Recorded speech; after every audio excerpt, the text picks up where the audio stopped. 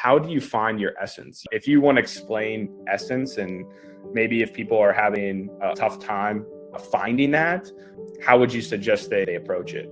Yeah, well, I think first of all, we have to put it into pragmatic terms, whether it's joy, essence, some woo-woo types of terms or ethereal type of ideas. But I remember learning about essence of a quarterback. And it was explained to me, the essence of a quarterback, where you have to find the basements of people. And when I say that, I mean, and I'm going to use an unfair comparison of me and LeBron James. When it comes to speaking, I have a very high essence.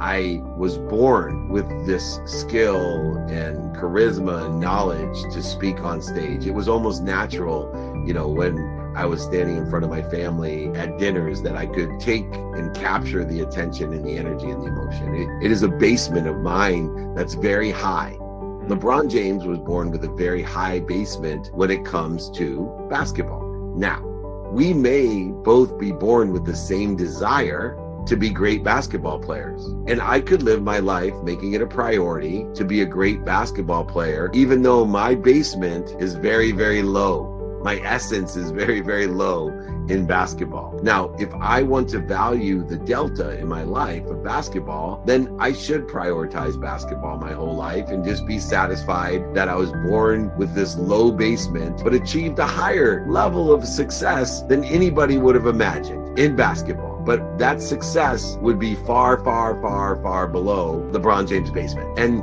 vice versa as far as speaking goes. He can speak every day of his life. He's not going to surpass my basement of speaking. And so when we're looking at our essence, one, evaluate not just the skills and the knowledge of who and what, but at what level it's aligned with the higher basement, because your basement's determined by your skills and knowledge, but the delta is determined by your desire.